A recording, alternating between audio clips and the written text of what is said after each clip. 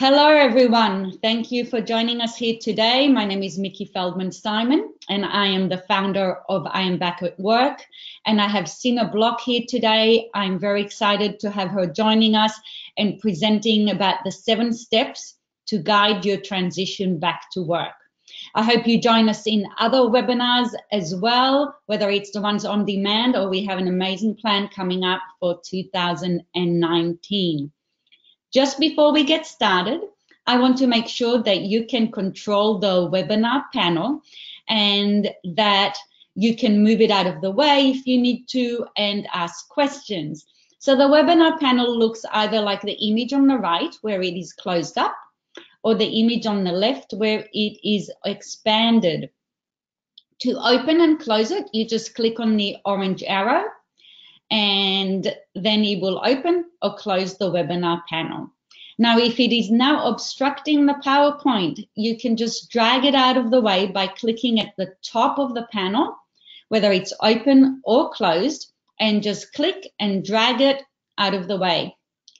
In the last 5 minutes of the webinar, we're going to have a Q&A session, and to ask questions, just click on the gray bar and type in all of your questions in the blue rectangle, and we will be very happy to address it at the end of the webinar.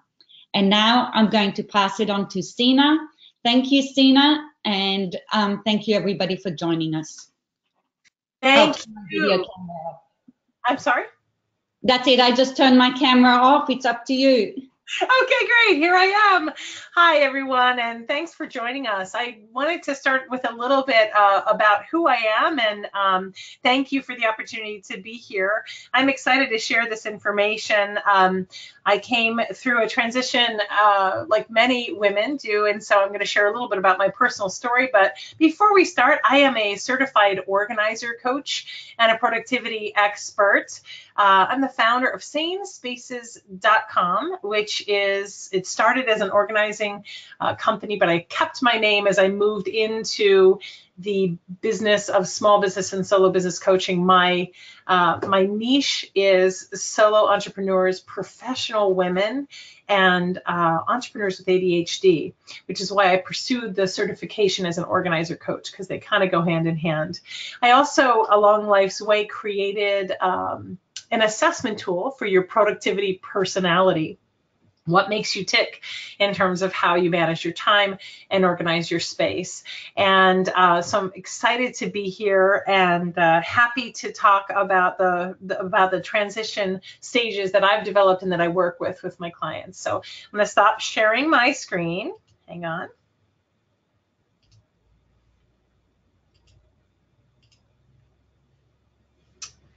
And come into presentation mode here. Very good. Okay. So before we begin with the 7 stages of transition, I want to first give a head nod to what we consider to be the first stage of transition. And this term, liminal space, is a great term to explain what happens with the first stage of transition. Liminal space it's not yet where you are going to be, and it's certainly not where you were. So it's a place or state of being in which you feel different, off, or uncomfortable. A great metaphor for a liminal space is like a stairwell or an elevator or a place, maybe waiting for a train in a subway station. It's a place where you are in transition. You're not sure necessarily, you're not in a comfortable place, but you're in transition. And it's a wonderful metaphor that I like to use with my clients to talk about transition and transformation. As we work through these 7 stages of transformation and transition, we need to really just understand that the first stage is always going to be a bit uncomfortable for people. And so with that, before we go into the 7 steps, I would like to talk through the stages of transition. And I got this wonderful visual off the web at changecycle.com. Now, there's a lot going on here, so let's start from the outside in. First of all, the very top pie wedge says change. So before we start into how to get through it, let's just look at change itself.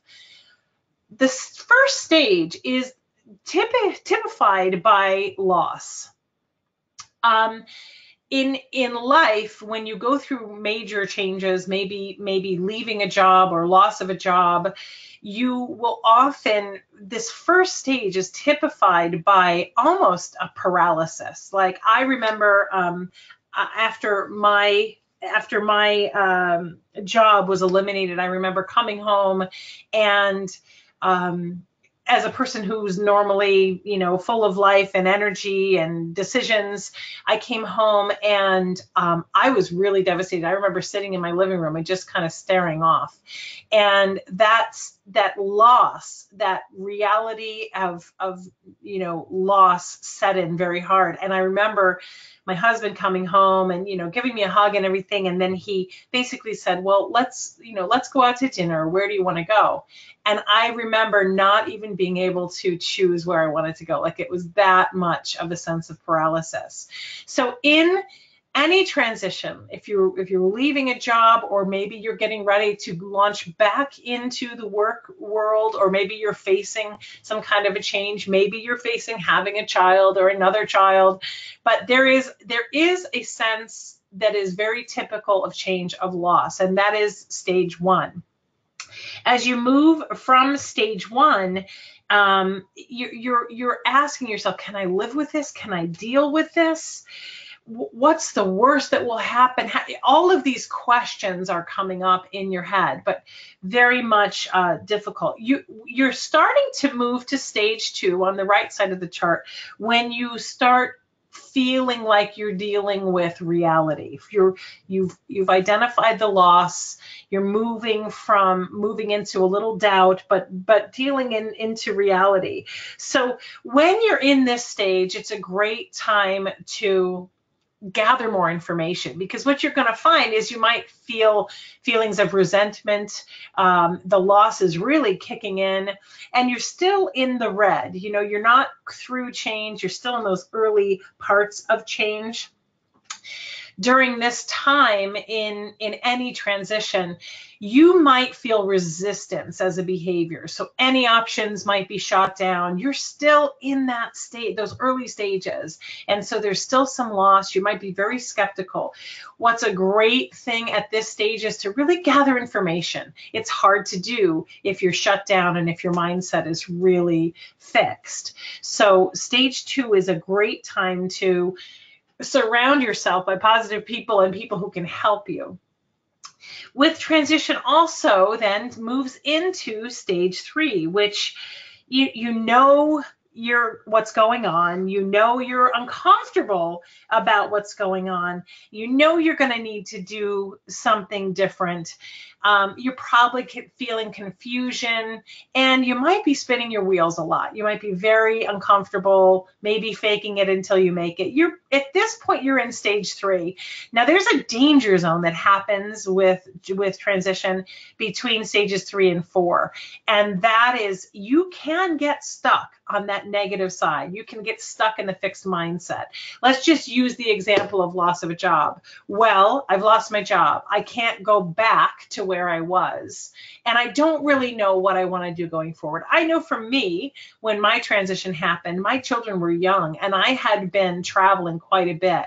So I had my wake up moment one time when I was when I was asked to go to a training webinar, not a training, but a live event in Dallas. And I was leaving and scurrying. My life was very, very frenetic at the time. And my eldest child was about 18 months. And the limo was waiting outside for me. And I ran up the stairs to kiss him goodbye at 4:30 in the morning. And he rolled over and he looked at me with his sleepy, feverish eyes, because I could tell he had a fever. And he looked at me and he said, "Mommy, do you have to leave me?"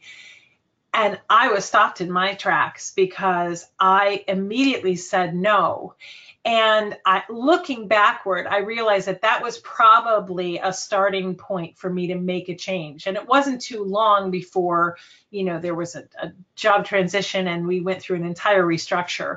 And even though I had asked for an elimination of job, when it happened, this whole transition stage kicked in, and I went through every stage of loss that there could be. So at the time of change, when you're in stages 2 and 3, stages 2 and 3, you can feel very hopeless. You can have feelings of despondence, feelings of not really wanting to do anything. And it's at this stage that you can either get stuck or you can surround yourself by people who can help pull you forward. And that's when you will start to move into the discovery stage, the stage 4, where you shift off of that negative cycle of behavior and thought and move into some of your wonderful starter behaviors that can really get you going. You'll notice a change in how you feel and how you actually think. You might begin to move forward and look into steps of possibility. You move into stages 5 and towards stage 6, where you begin to understand and integrate the changes in your behavior and in your feelings. And what I want to say about this is that this is a great metaphor to think about your transition back to work, especially if you've been out of work for some time. First, I want to say, allow yourself to be in whatever stage you're in. It's okay to have feelings that are scary. It's okay to feel them. In fact, it's required and recommended that you feel them, because they are the feelings that need to be surfaced so that you can put them in place and move yourself forward. So in this change cycle, before we go into the 7 steps, in this change cycle, I want you to think about looking at this chart. If you identified with your own life and where you are today, where are you in the change cycle today? Which stage of change regarding job transition seems to resonate with you? And I'd like you just to answer that to yourself. And then if you'd like to take this a step further, I recommend you take a piece of paper and you fold it down the middle. So it's like lengthwise fold. So you have a nice, long, thin piece of paper. And on one side, brainstorm what is working for you to get you through the stages of change. What do you have working for you? And then once you've brainstormed that list, we're not going to take the time on the webinar now, but this is a great thing to do after the webinar is over, or you could pause the webinar if you're listening at the time. Then flip that page over and write down the things that you feel are working against you. And consider something as you brainstorm these lists and these opportunities. Sometimes you can feel like during change, it can be that the same thing could be working for and against you. And I know for me, when I was working through the early stages of losing the job and then what would be next, I know that I think my spouse showed up on both sides of this equation, and I feel like I showed up on both sides of the paper, in that there were big, huge parts of me that wanted to get back to work and earn and do like I had and contribute like I had.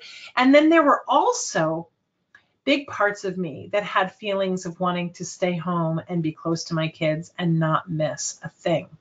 And so it's okay to have those aspects. Just a moment, we're having a little technical thing.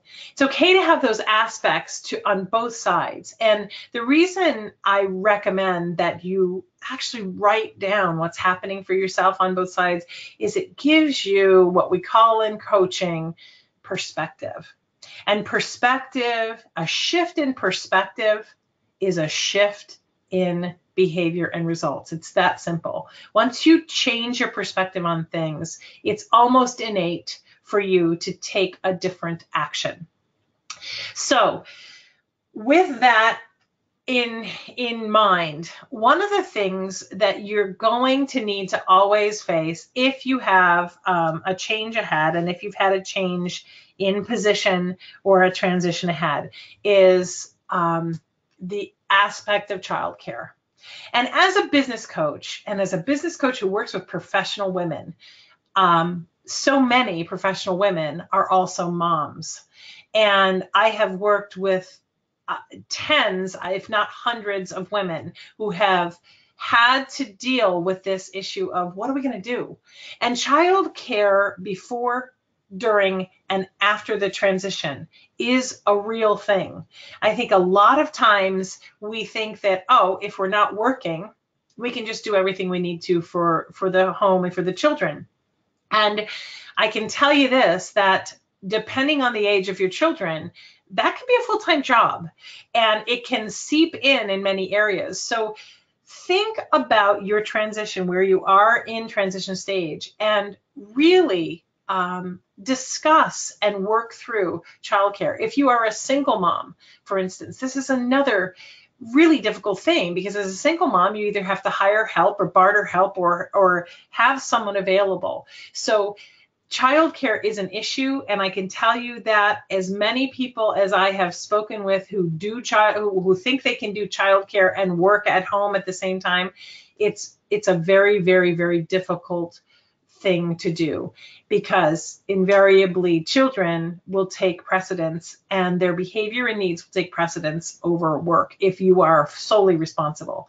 If you can get that responsibility in place, or get the help that you need, you can focus in on work. I just started to work with a client out in LA, and she has young children, and she's gone through a job transition, and she's working on launching her business.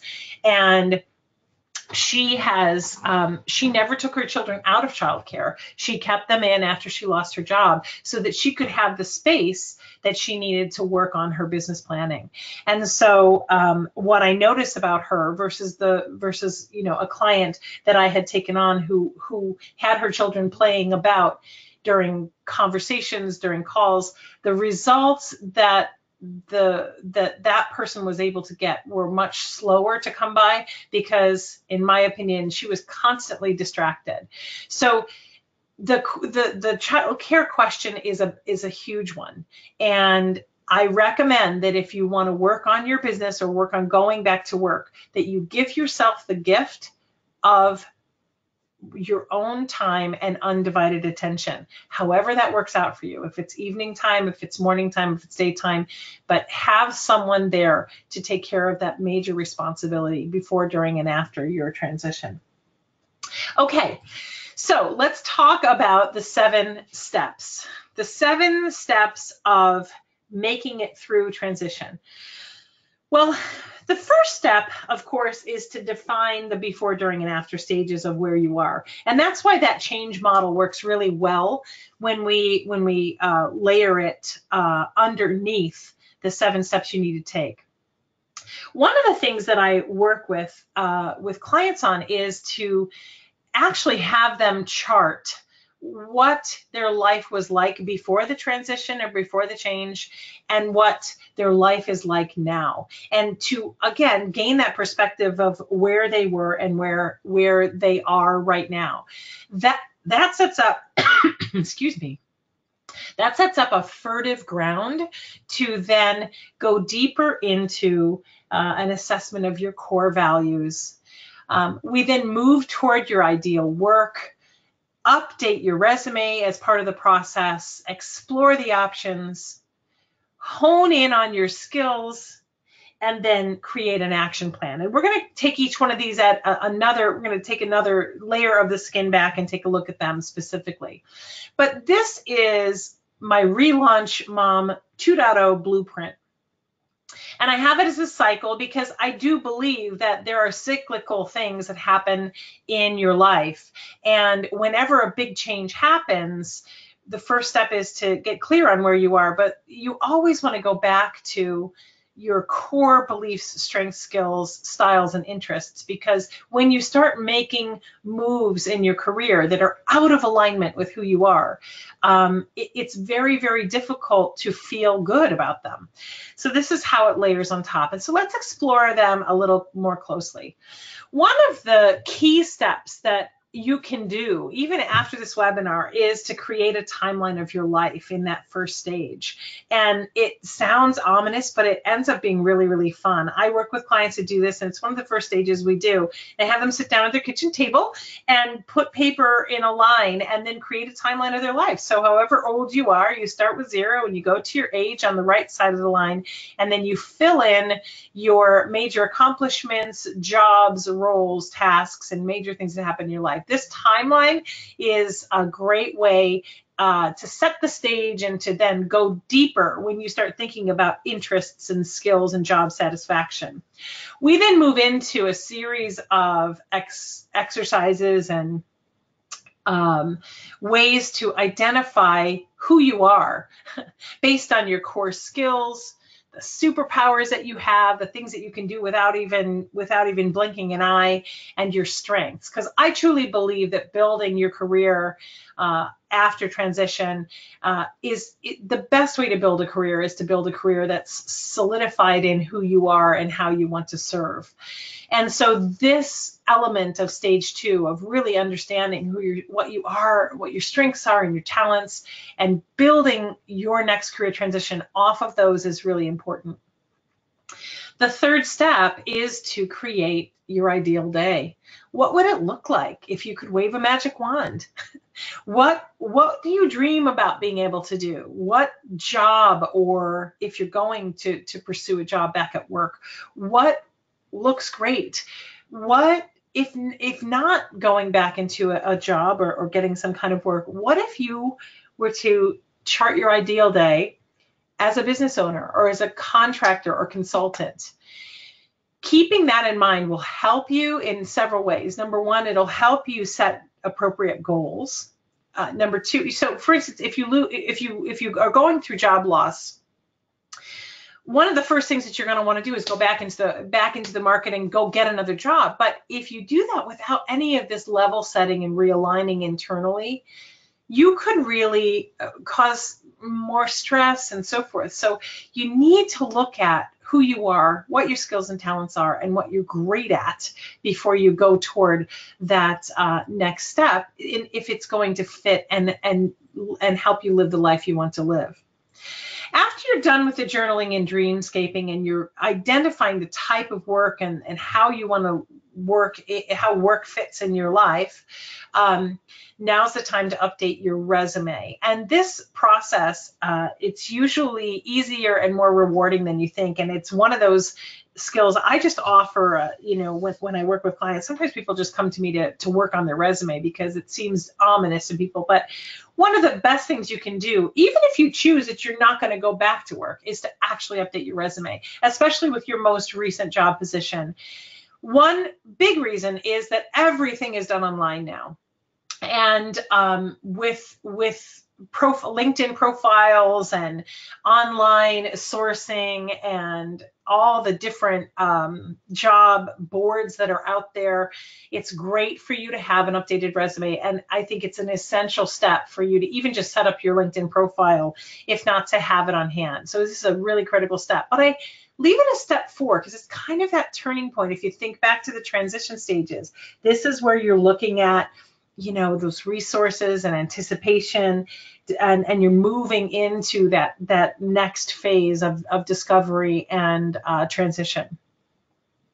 Okay, we're going to move right through steps 5 through 7. First, the 5th one is to explore all your options. Look at everything that's available, online, offline. Start talking to people. Hey, I'm looking for a position. I'm looking for this. Do you know anyone who? One of the best networking questions that I've ever been taught and have ever used is, do you know anyone who blank, and you can explore tons of options. We know, and I know based on my experience, that many opportunities are relationship based. And so it's important to not hide and disappear and lurk in the shadows. It's important to get out there, and when you take the steps that you need to really align your strengths and interests and skills in your resume, this is so much simpler because you have what you need when somebody asks you, oh, I might know somebody. Do you have a resume? You could say, absolutely, here it is, or I can send it to you. So exploring all options is much easier, and you'll experience it as much more confident when you have these other pieces ahead of you settled and worked through. The sixth step is to look at the gaps that you might currently have. You can hone your skills in a time of transition if you're out of work or if you're looking for work.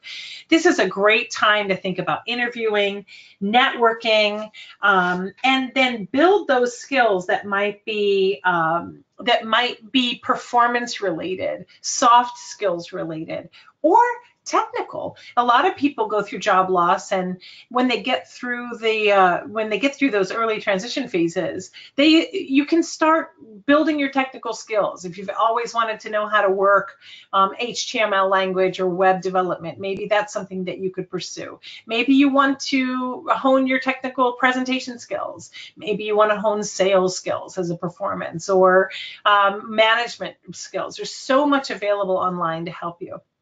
And then the seventh step is to create a realistic action plan and timeline.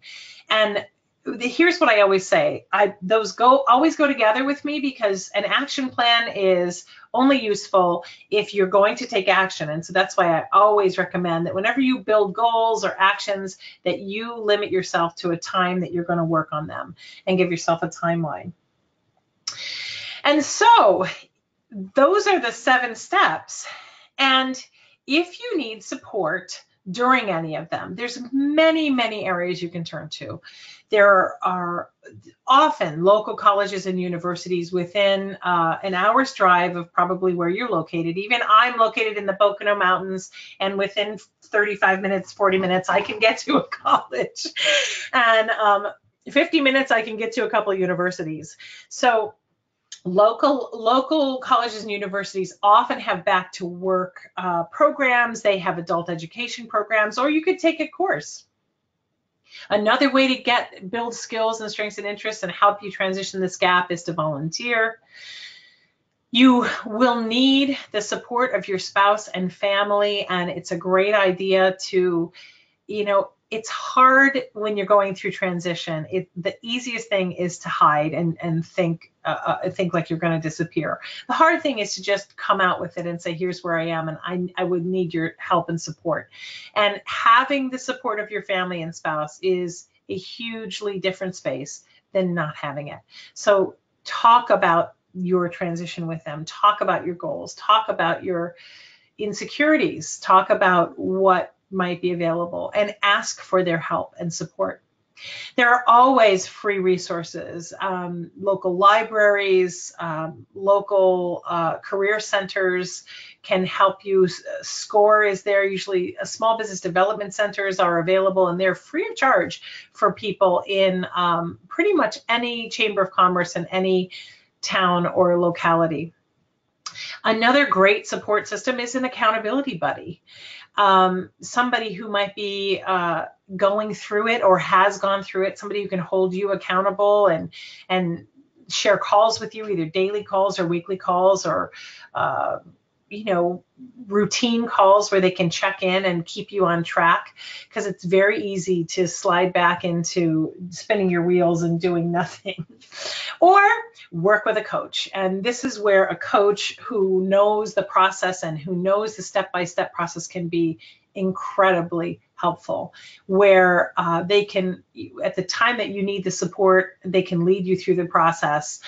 And someone who's got experience and that you feel good about, that you feel trust with, is probably worth having a discovery call. It's why I offer no obligation discovery calls. It's why most coaches do offer discovery calls, to see where you are and to see if there is a match and how to best support you. So that said, if I can be of help to you in any of these transitions, you can find me at sina@sanespaces.com. And check out my website. I have a lot of resources there. If you prefer blog posts or podcasts, I have 2 years of podcasts that are really, really helpful for you if you're thinking about launching your own business. And be very happy to offer a complimentary discovery call to help you sort this all out. So that's it.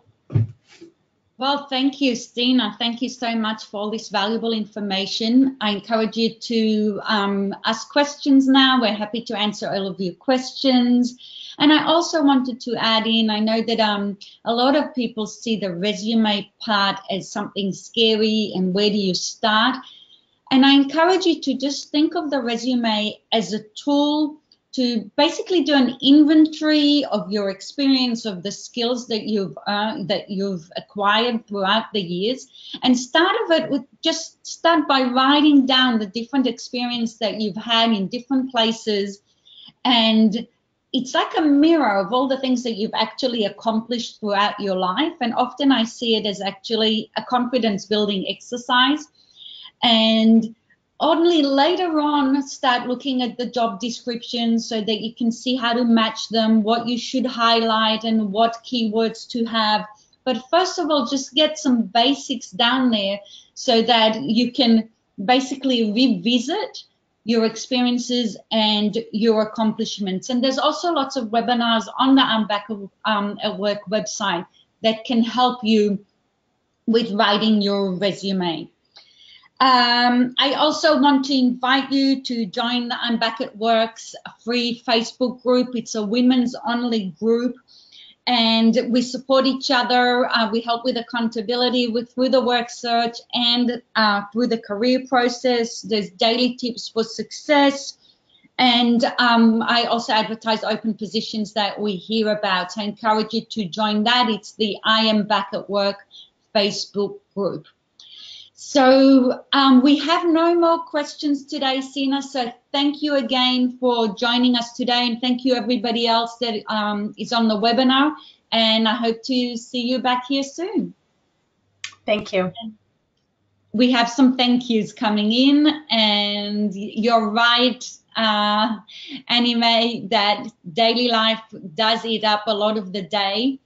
What I encourage you to do with that is really to set time aside that is dedicated to the work, to doing the work, the job search. Just allocate the time. Okay. Thank you again, everybody.